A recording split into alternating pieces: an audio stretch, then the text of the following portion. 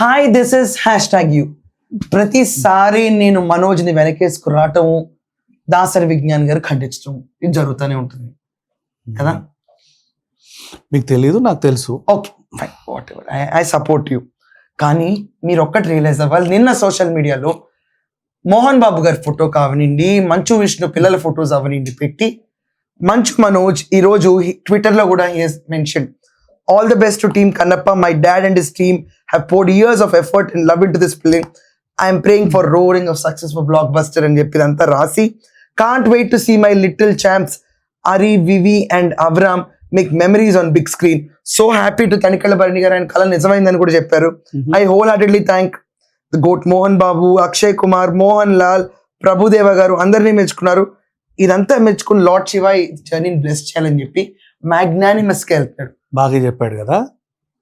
Goat అంటే ఏంటి, greatest of all time yeah అని పొగిడాడు కదా. మరి గొర్రె సింబల్ ఎందుకు వేసాడు? ఈ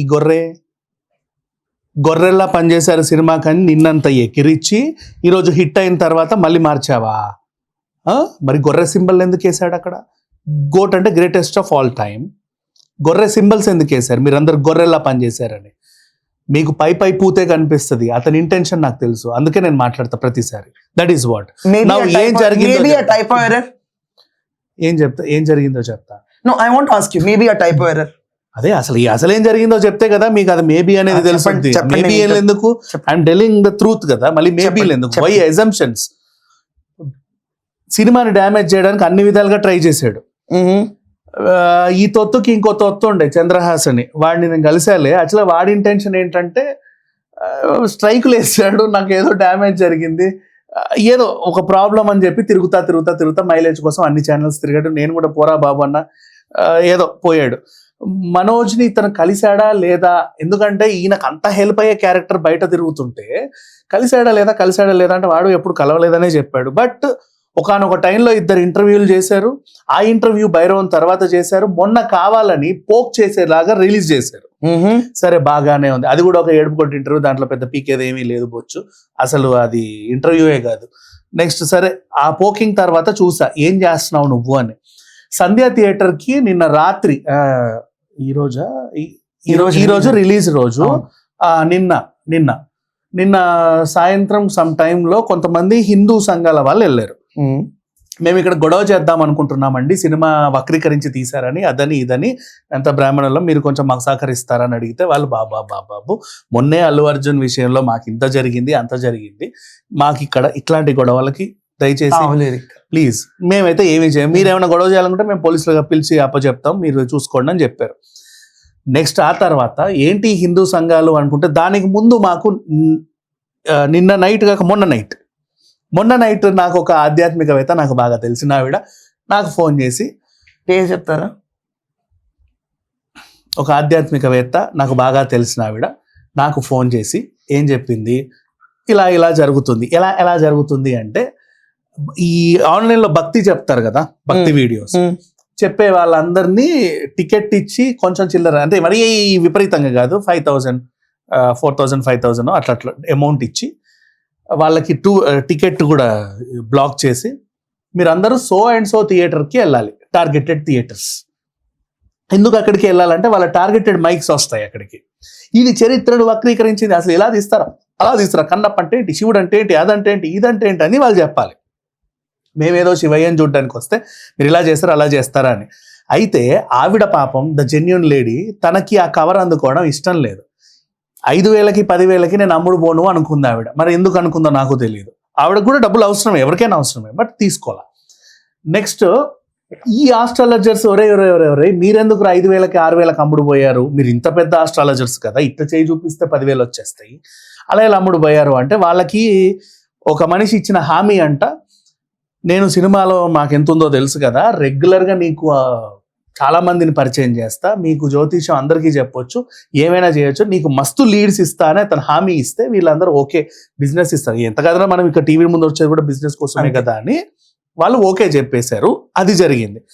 నెక్స్ట్ అన్ఫార్చునేట్లీ తర్వాత ఈ హిందూ సంఘాలతోనే వాళ్ళు కూడా వెళ్ళే ప్రోగ్రామ్ ఒకటి ఉండింది. యాక్చువల్లీ అది ఏంటో దేవుడి దయ వల్ల బ్రేక్ అయిపోయింది. ఆ సిచ్యువేషన్ మరి అయ్యిందో లేదో 1-2 చోట్ల నాకు తెలియదు, నేను ఇంకా పబ్లిక్ టాక్స్ వినలా, నాకు తెలిసినంత వరకు సరే సినిమా టాక్ ఎట్లా ఉందో చూస్తే తెలుస్తుంది కదా అనుకుంటే ఎక్కడ చూడు ఫస్ట్ యూఎస్ నుంచి పాజిటివ్ టాక్స్ వచ్చేసాయి.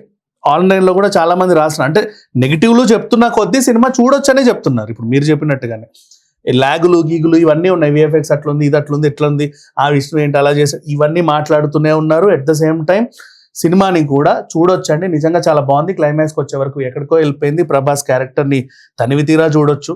ఇలా ఇలా ఇలా ఇలా చెప్పే వాళ్ళు కూడా ఉన్నారు. సో పాజిటివ్ టాక్ వచ్చేసింది, ఎంత కాదన్నా half. So cinema was passed out. What is this అనుకుంటే మళ్ళీ ఎంక్వైరీలు చేస్తే ఈ పెద్ద మనిషే వాళ్ళ వెనకాల ఉన్నాడు అని తెలిసింది. అది ఎంతవరకు నమ్మచ్చు మీరు అన్న మాటలు? నేను నమ్ముతున్నా, మిమ్మల్ని నమ్మమని నేను అనట్లేదు, పబ్లిక్ గా చెప్తున్నారు మీరు. నేను అదే చెప్తాను, నేను నమ్మిన నా ఉద్దేశమే నేను చూసింది, నేను వినింది నేను చెప్తున్నా. మీరు అందరినీ నమ్మండి, ఇది చేయండి అని నేను చెప్పట్లా. కుట్ర వెనకమాలంతా మనోజ్ ఉన్నట. ఆ తర్వాత నిన్న గొర్రె సింబల్ పెట్టినప్పటి నుంచి చూసిన తర్వాత ఫస్ట్ చంద్రహాస్తో చేసినటువంటి ఇంటర్వ్యూ రిలీజ్ చేసి గిల్లి, తర్వాత ఇది పెట్టి గిల్లి, నెక్స్ట్ డే హహహా ఇది ఎట్లాగూ ఆడదు అన్న ధీమాతో మంచి కూర్చున్నాడు. తలకిందులు అయిపోయింది మొత్తం. తలకిందులు అయ్యేసరికి ఏం చేయాలో అర్థం కాక నెక్స్ట్ దీని వెనకాల ఆయన ఉన్నాడని తెలిస్తే వీళ్ళ నాన్న ఎంత సీరియస్ అవుతాడో ఆయనకు తెలుసు ఆ విషయం, వీళ్ళ అన్న ఎంత సీరియస్ అవుతాడో ఆయనకు తెలుసు ఆ విషయం. కాబట్టి ఏం చేశాడు అంటే మార్నింగ్ తనంతట తాను థియేటర్కి వెళ్ళి సినిమా చూసి అబ్బా పాపా ఎంత అద్భుతమైన సినిమా, అసలు నా జీవిత కాలంలో ఇంత అద్భుతమైన సినిమా నేను ఎప్పుడూ చూడలేదు, ఇక కూడా చూస్తాను అనుకోలేదని రివ్యూ ఇచ్చి వచ్చేసాడు. This is what happened. కానీ ఒక చిన్న మాట అడుగుతానండి, ఇవన్నీ హియర్సే వర్డ్సే కదా, వాళ్ళు మనోజ్ ఉన్నాడు అనేది హియర్సే వర్డ్సే కదా, we don't have factual evidences. లేవు నేను చెప్తున్నా, లేదు నా దగ్గర లేనప్పుడు ఇవి ఊహాజనితమైన మాటలే. నేను అనుకుంటున్నా, నాకు తెలిసి నేను అనుకుంటున్నా. అయితే ఏంటి, నేను అనుకోకూడదా?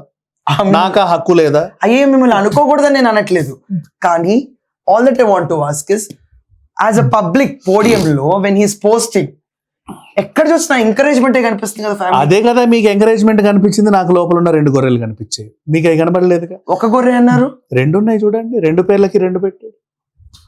లేదు సార్, ఒక గొర్రె ఉంది. నో యార్, సి ఇద్దరికి.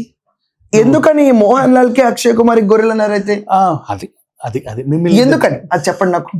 ఎందుకంటే ఆ సినిమాలో Mohan Lal characters 5 minutes 6 minutes ఉంది, అక్షయ్ కుమార్ గారి క్యారెక్టర్ కూడా కొంచెమే ఉంటుంది అని ఇతనికి ఇన్ఫర్మేషన్ వెళ్ళి మిమ్మల్ని జస్ట్ వాడుకొని వదిలేసాడు అంతేరా, మీకు అంత ప్రిఫరెన్స్ ఏమి ఇవ్వలేదు, మొత్తం ప్రిఫరెన్స్ అంతా ప్రభాస్కే ఇచ్చాడు, మా అన్న కూడా మీ అందరినీ వాడుకొని నెక్స్ట్ ఏదో సినిమా బాగా తీసాము అని పేరు తెచ్చుకుందాం అనుకున్నాడు.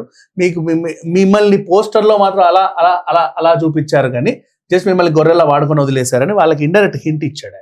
మరి ఆ గొర్రె ప్రభుదేవాకి ఎందుకు పెట్టలా?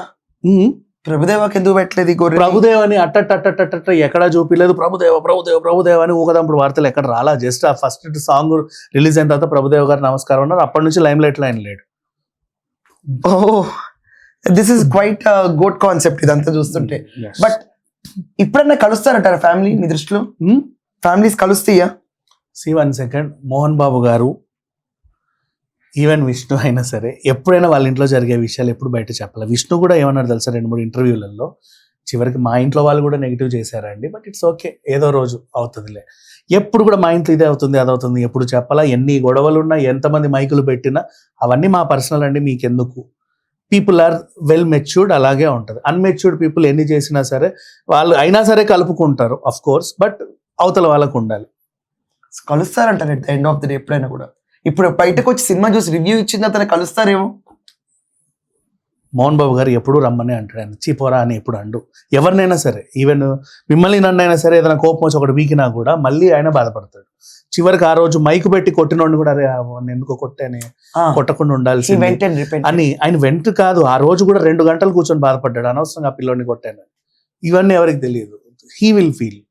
ఆ మనసు అలాంటిది, అందరికీ తెలుసు ఆ విషయం. సో ఇప్పుడు Manoj must be thumpingly happy for the success of Kannappa. ఇక అది అంటే ఏమో చెప్పండి, మీ విశ్లేషణ ఒకటి ఉంటది కదా. నా విశ్లేషణ ఏమంటది, ఆయన గురించి నేను ఎప్పుడు విశ్లేషించాను, నేను విశ్లేషించాలి అనుకోను కూడా అనుకోను, ఎందుకంటే నాకు నచ్చదు ఆ క్యారెక్టర్ కాబట్టి. అయ్యో ఇంత ఓపెన్ గా నచ్చదని చెప్తున్నారు. నాకు నచ్చదని నేను కాకపోతే ఇంకెవరు చెప్పుకుంటారండి, నేను కదా చెప్పాలి నాకు నచ్చేది నచ్చింది. So this post is the goat of all times then. Okay, ఇప్పుడు లాస్ట్ కి గొర్రె అయింది ఎవరంటారు? నేనేనేమో. So this is Dasari Vignani garu opinion. ఏదైతే మంచు మనోజ్ పోస్ట్ చేశారో లేకపోతే సినిమాకి వెళ్ళి పాజిటివ్ రివ్యూ ఇచ్చారో దీన్ని ఒక సైడ్ యాంగిల్ లో చూపించి కొత్త రకమైన షేడ్ ఇచ్చిన దాసరి విజ్ఞాన్ గారు.